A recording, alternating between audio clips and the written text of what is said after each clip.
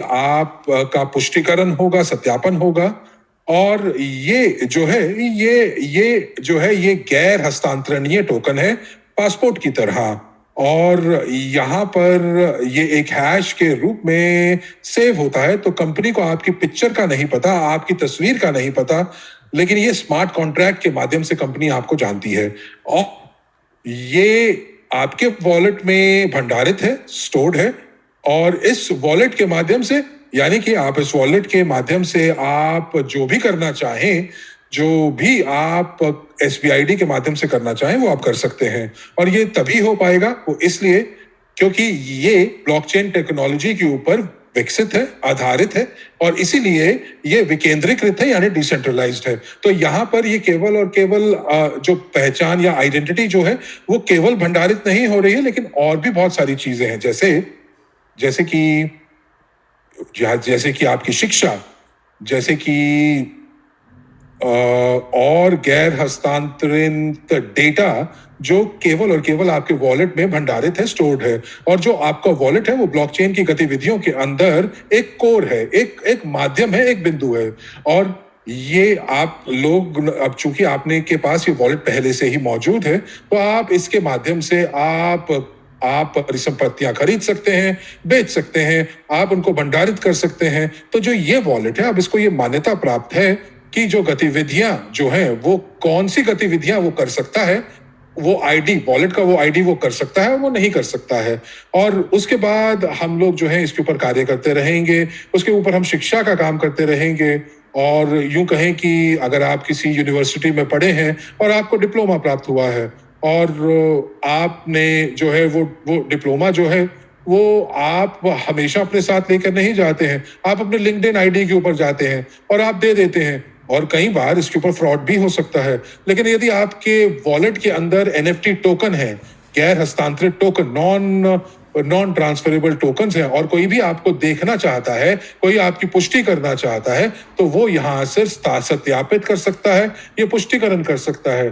तो एक प्रकार से ये विकेंद्रीकृत भी है, और ये एक प्रकार से विश्वास भी प्रदान करता है। तो ये फर्क है, किस प्रकार से Web3 और Web2 में फर्क है।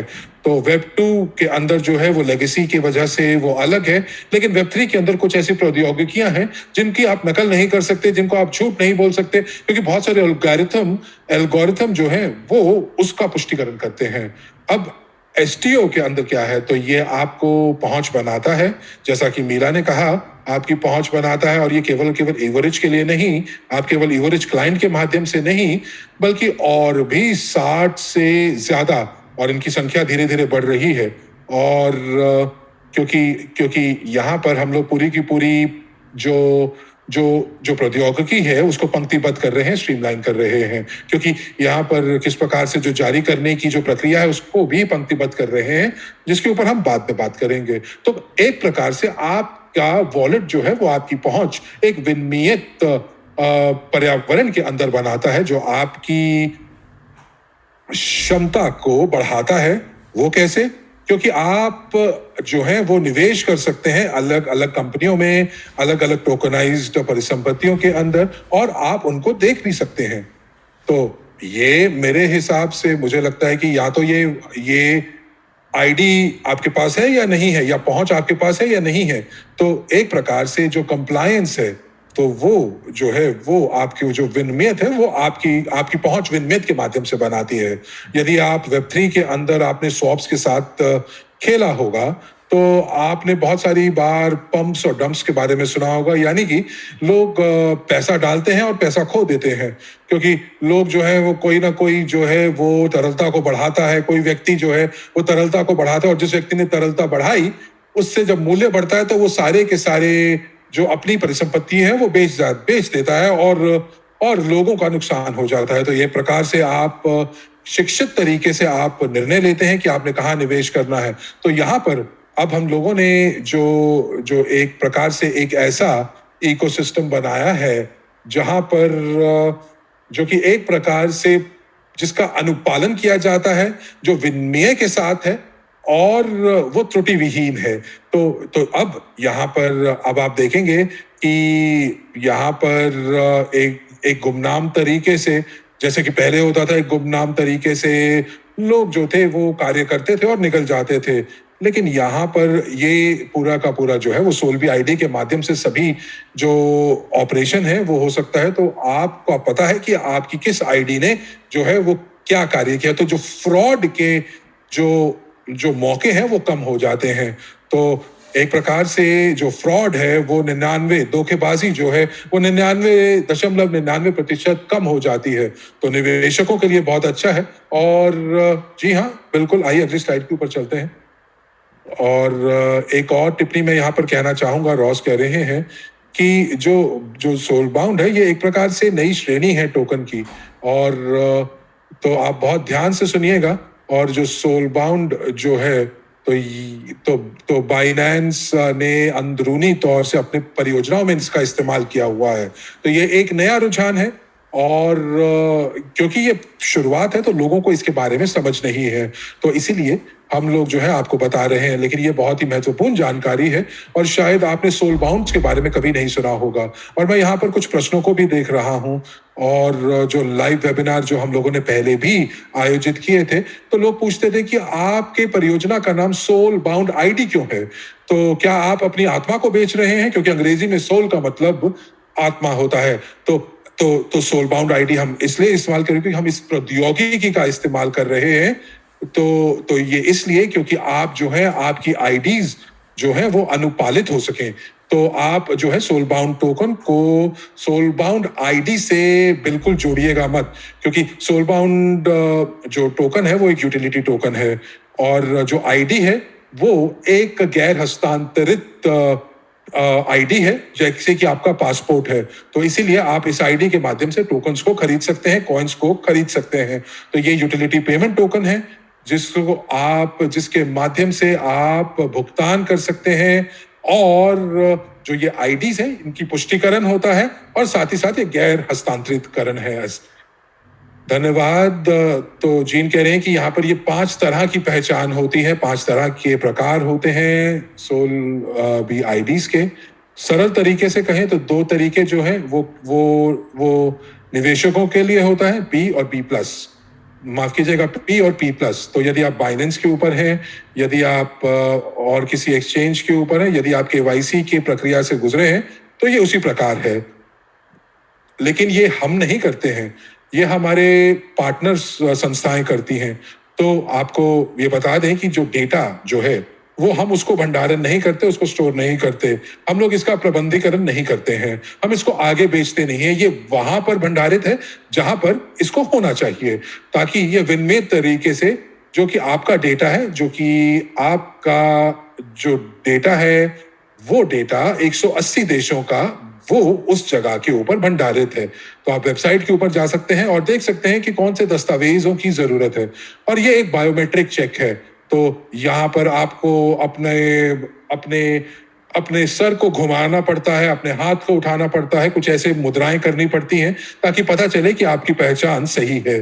तो ये कोई ऐसी चीज नहीं है जो आप डार्क वेब से प्राप्त करते हैं, बल्कि ये एक ऐसी प्रणाली है, बायोमेट्रिक प्रणाली है, जो कि ये स्थापित करता है कि ये जो व्यक्ति है, ये जो आईडी है, ये जो है अनुपालित यानी कि कंप्लायंट ब्लॉकचेन के ऊपर काम या कार्यकाज कर सकता है। तो पी और पी प्लस के अंदर क्या फर्क है? तो ये सीमाओं के ऊपर आधारित है, जैसे कि आपके बैंक के अंदर। तो ये मैं आपको एक उदाहरण से बताता हूं। तो यहाँ पर 2 तरह का डेटा होता है। तो पहला यूटिलिटी बिल, जो कि बताता है कि आप कहाँ रहते हैं और ये बताता है कि आय के क्या स्रोत हैं। तो ये अनुपालन के कुछ नियम हैं जिनका हमें पालन करना पड़ता है, क्योंकि हम आपको सोल भी आईडी कह रहे हैं और हम ये नहीं कह रहे हैं कि एक प्रकार से जो नियम है अंतरराष्ट्रीय स्तर के ऊपर जिनको मान्यता प्राप्त है और AML anti money laundering procedures जो हैं वो ये कहते हैं कि यदि आपका निवेश का जो सीमा है वो $25,000 से कम है, तो ये बायोमेट्रिक और पासपोर्ट की जो जांच है वो पर्याप्त है। लेकिन यदि आप 25,000 से ऊपर निवेश करना चाहते हैं तो आपको अधिक जानकारी देनी होगी, जैसे कि यूटिलिटी बिल, जैसे कि सेवाओं का बिल, कि ये आपके पास कहाँ से आया, क्योंकि देखिए ये एक नियमों के ऊपर आधारित है। और ये क्यों जरूरी है? वो इसलिए क्योंकि हम लोग ये नहीं चाहते कि काला धन जो है वो हमारे इकोसिस्टम के अंदर आए, क्योंकि हम लोग यहाँ पर एक विनियमित इकोसिस्टम बनाने की कोशिश कर रहे हैं जहां पर धोखेबाजों का और साथ ही साथ काले धन का कोई भी लेना देना ना हो। तो इसीलिए हम नियमों को बनाते हैं, नियमों का पालन करते हैं। तो ये एक कंप्लायंस पॉलिसी है, अनुपालन नीति है, जिसके ऊपर हम लोग जिसका अनुसरण करते हैं। और उसके बाद SPID-A प्लस का टोकन का प्रकार, ये क्या है? ये मान्यता प्राप्त निवेशकों का सत्यापन है। अब ये एक अलग प्रकार के श्रेणी है जो सत्यापित निवेशकों की है, जिनके पास अपनी पहचान है। और आमतौर के ऊपर ये वो लोग हैं जो बहुत समृद्ध हैं और पेशेवर रूप से सिक्योरिटीज के अंदर निवेश करते हैं, और इनको मान्यता भी प्राप्त है। तो हम लोग इनको पेशेवर रूप से मानते हैं। और ये स्विट्जरलैंड में स्थित है, ये US में स्थित है, ये UK में स्थित है। तो ये एक अलग श्रेणी है और इनके नियम जो है वो साधारण नियमों से जो P+ या P निवेशक है उनसे अलग है। तो अगर आप मान्यता प्राप्त निवेशक हैं तो आपके ऊपर कोई सीमाएं नहीं है, क्योंकि आपके पास वो समृद्धि है और आपके पास वो एक स्टेटस है, वो पहचान है जिसके अंदर आप निवेश कर सकते हैं। और जो आखिरी की जो 2 आईडीज हैं वो कंपनियों के लिए स्थित हैं।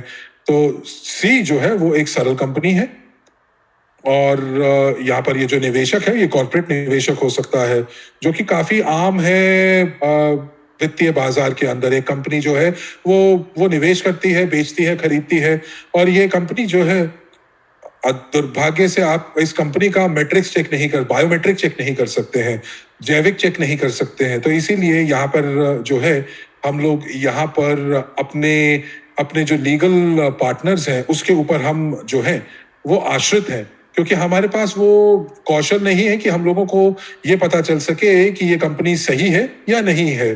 तो इसीलिए ये KYB यानी कि नो योर बिजनेस होता है, और एक बार KYB हो जाता है तब उसके बाद ये जांच शुरू होती है।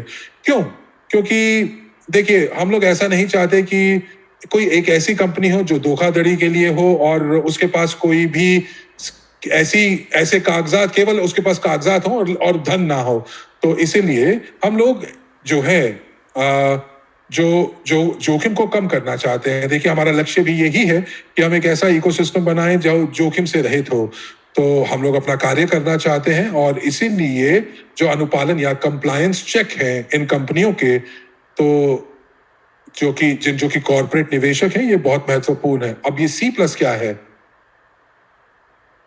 ये वो टोकन है जो कि उन्नत यानी कि उन्नत कॉर्पोरेट निवेशक को या STO जारीकर्ताओं को दिया जाता है। तो ये काफी विश्वासपूर्ण होते हैं और विश्वसनीय होते हैं। तो एक कॉर्पोरेट निवेशक है, ठीक है कि उनके पास एक हिस्सेदारी है टोकन पूल्स के अंदर, किसी भी कंपनी के अंदर। लेकिन अब यहाँ पर आप जो है एक परिसंपत्ति को बना रहे हैं, निर्माण कर रहे हैं, और उस निर्माण करने के बाद आप उसको लोगों में देना चाहते हैं। तो ये बहुत जरूरी हो जाता है कि हम इस कंपनी की पूर्ण तरीके से जानकारी प्राप्त करें, उनके ऊपर चेक्स करें, उनके प्रमाण प्राप्त करें, सत्यापित करें।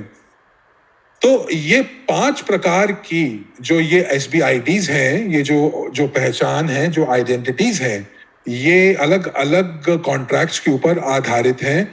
और जो कि हम लोगों ने जिस प्रकार से आपको बताया, तो ये जो है ये बता देते हैं, ये पहले से ही स्वतः रूप से बता देते हैं कि ये P है, ये P+ है, ये A+ है, ये C है, ये C+ है। और उसके बाद जो है वो सारी की सारी चीजें एल्गोरिथम के ऊपर आश्रित हो जाती हैं। अब आप सोचिए कि अगर किसी एक कंपनी के पास 1 लाख ऐसे निवेशक होंगे तो कितने लोगों की आवश्यकता पड़ेगी? मैं आपको बताऊं कि आपके पास उस समय वाकई में बड़ी गिनती में कंप्लायंस मैनेजर्स होना चाहिए। तो हम लोगों ने उन सभी प्रक्रियाओं को हटा दिया, स्मार्ट कॉन्ट्रैक्ट्स को लेकर आए, जो कि एक इंजन के रूप में काम करता है, जो कि हर एक आईडी को अलग अलग श्रेणी में बांटता है। वो देखता है कि इस आईडी की व्हाइट लिस्ट स्थिति क्या है, और उसके बाद जो टोकन्स हैं उसको किस प्रकार से उनको उनको प्रबंधित किया जाना चाहिए। तो चलिए, मुझे उम्मीद है कि आपको ये समझ आया होगा। और चलिए अगली स्लाइड के ऊपर चलते हैं। तो रॉस कह रहे हैं कि मैं यहाँ पर कुछ कहना चाहूंगा, क्या एक स्लाइड और पीछे जा सकते हैं हम लोग? रॉस कह रहे हैं। तो दोस्तों धन्यवाद। और आपको संक्षेप में कहूं तो अगर आपके पास अलग अलग प्रकार, अगर अगर आप एक व्यक्तिगत रूप से निवेश करते हैं तो पी प्लस और ए प्लस के अंदर निवेश कर सकते हैं। तो सामान्य तौर पर यदि आप निवेश करना चाहते हैं कि आप एसटीओ के फ्यूचर के अंदर आप निवेश करना चाहते हैं, जैसे एवरेज हुआ या कोई और कंपनियां, और यदि आप 25,000 से ऊपर का निवेश करना चाहते हैं तो पी है, SPID पी है। और उसके बाद अगर 25,000 से ऊपर का निवेश करना चाहते हैं तो 25,000 से ज्यादा का तो आपको पी प्लस। और उसके बाद जो सी प्लस है वो उन्नत कॉर्पोरेट निवेशक हैं, जैसे कि यूएस के अंदर, या मैं माफी चाहूंगा कि SBID ए प्लस, ये वो लोग हैं जो बहुत समृद्ध हैं। जैसे कि यूएस में कोई एक व्यक्ति है जिनके पास जो कि लाखों डॉलर निवेश करना चाहते हैं, जिनके पास सभी दस्तावेज मौजूद हैं, और यूएस की सरकार ने उनको भी विनिमय प्राप्त दिया हुआ है, विनिमय रूप से इसकी पुष्टिकरण भी किया हुआ है। और कंपनियों की बात करें तो ये सी और सी प्लस आईडीज होती हैं। अलग अलग तरह की कंपनियां होती हैं। यदि आप निवेश करना चाहते हैं कम सीमाओं के अंदर, अगर आप निवेश करना चाहते हैं तो आप सी में आप करना चाहते हैं, तो यदि आप $1 मिलियन इन्वेस्ट या निवेश करना चाहते हैं तो आपको सी प्लस की मान्यता प्राप्त होनी चाहिए। और आपको ये भी बता दें कि ये जो पहचान है, ये पहचान जो है वो सोलबाउंड टोकन के आधार पर ही आपको प्राप्त होंगी, जो कि उपलब्ध होंगे और जिनको आप खरीद सकते हैं। उन टोकनों को आप खरीद सकते हैं इन आईडीज के माध्यम से, और उसके बाद ही आप आगे चलकर निवेश कर सकते हैं। चलिए अगली स्लाइड के ऊपर चलते हैं। तो ये मैंने आपको इस स्लाइड के बारे में पहले भी बताया है, और ये जरूरी है कि आपको बताएं कि सुरक्षा जो है वो महत्वपूर्ण है। डेटा जो है वो एक विनिमय प्रदाता के साथ संग्रहित किया जाता है, स्टोर किया जाता है। जो ये डेटा है ये अनुपालित है, कंप्लायंट है, और ये स्थानीय लोकल डेटा के नियम भी जो है वो इसके अंदर लागू होते हैं। तो हमारे जो पार्टनर्स हैं वो उनके ऊपर हम आश्रित हैं, और हम ये जो डेटा है वो कभी भी आपके डेटा को हम लोग जो है वो कहीं पे भी हम साझा नहीं करेंगे, क्योंकि ये जो डेटा है वो डेटा हमारे पास नहीं है। और दूसरा, बहुत सारे नियम इसके ऊपर मौजूद है, और 150 से ज्यादा देशों के लोगों का डेटा हमारे पास है। तो दूसरा, पारदर्शिता।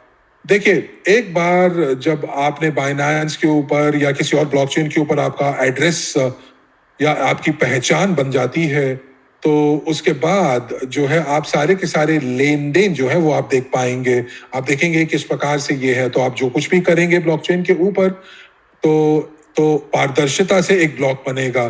तो वेब टूल के अंदर ये ऐसा नहीं होता है।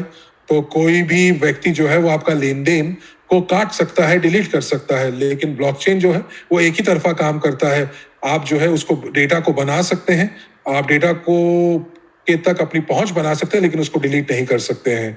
उसके बाद परिवर्तनशीलता, तो वेरिएबिलिटी। तो यहाँ पर ये केवल और केवल जो है आप आईडीज को ही नहीं आप संग्रहित कर सकते, बल्कि बहुत बहुत दूसरे संदर्भ में भी आप काम कर सकते हैं। जैसे कनाडा के अंदर वो सोलबाउंड टेक्नोलॉजी का इस्तेमाल कर रहे हैं एनएफटी के साथ मिलकर, जो कि मेडिकल डेटा जो मेडिकल डेटा को संग्रहित कर रहे हैं।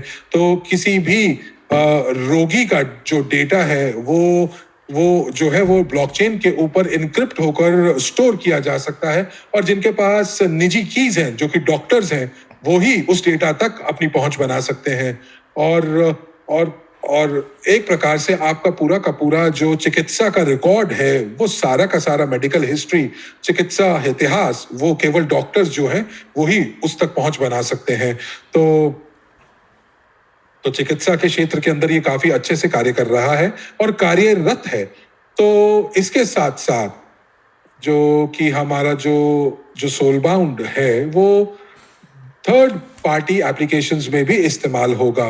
हम अपने इकोसिस्टम के अंदर शुरुआत करेंगे, उसकी जांच करेंगे और निरीक्षण करेंगे, और यूं कह सकते हैं कि हमारे पास कुछ ऐसे साधन हैं, ऐसी लाइब्रेरीज हैं जहां पर हम देखेंगे कि जो बाजार में जो है, जो कि कोई भी उन लाइब्रेरीज के माध्यम से, सॉफ्टवेयर लाइब्रेरीज के माध्यम से जो है वो किसी भी जो उपयोगकर्ता को, जो यूजर्स को वो बता सकता है कि किस प्रकार से वो इस पूरी प्रणाली को एकीकृत कर सकते हैं, इंटीग्रेट कर सकते हैं, और वो भी विनिमय के हिसाब से, नियमों के हिसाब से।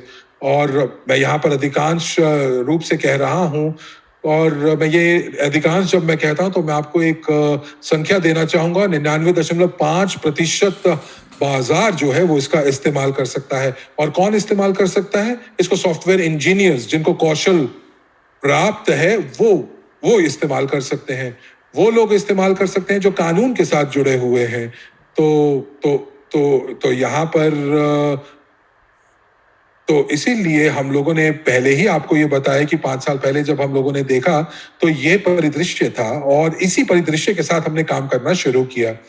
और इसी परिदृश्य के साथ हम लोगों ने दूरदर्शिता एक विजन को बनाया, और ये विजन अब हम लोग जो है वो साझा कर रहे हैं उन लोगों के साथ, वो शायद जो इतने उन्नत नहीं है लेकिन इस प्रौद्योगिकी का इस्तेमाल करना चाहते हैं। तो इसीलिए हम लोग 2023 के अंदर ओपन बाजार के अंदर जाएंगे। और अंत में अगर आपको बता दें कि सोल्वी आईडी जो है वो एक प्रवेश द्वार है जो आपको स्टोबॉक्स के इकोसिस्टम तक प्रवेश दिला सकता है।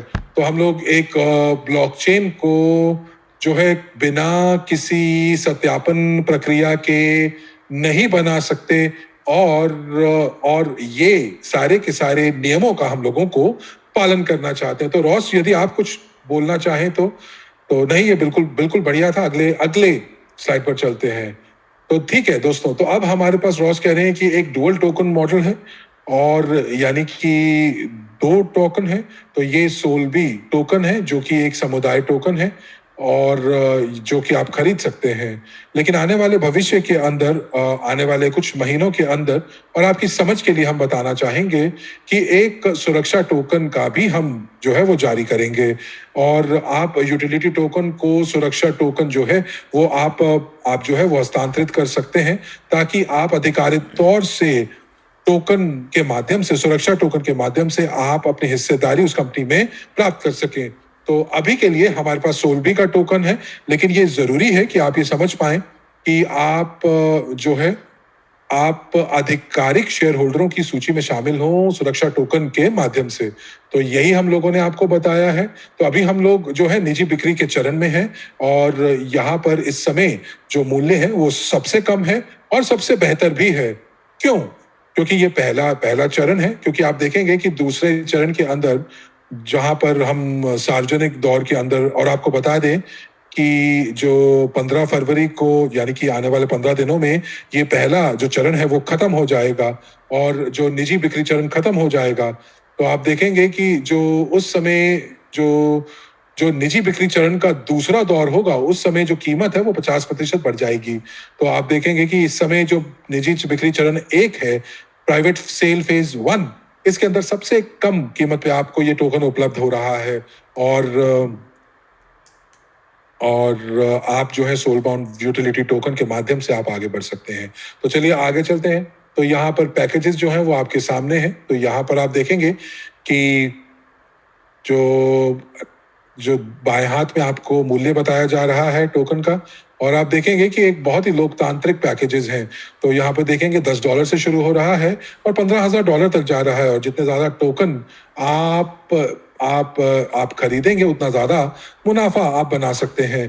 तो जितने ज्यादा पैकेज आप खरीदेंगे उतना ज्यादा कम मूल्य आपको प्राप्त होगा। तो जैसे कि सबसे बड़ा पैकेज जो है वो $15,000 का है, और उसका जो मूल्य है वो सबसे कम है। तो वो 0.0064 के मूल्य से आपको प्राप्त हो रहा है। और उसी प्रकार दूसरे पैकेजेस भी हैं। तो ये बहुत जरूरी हो जाता है कि ये समझने के लिए कि 99.99% लोग पूरे विश्व में ये इस वेबिनार का हिस्सा नहीं है, लेकिन जो लोग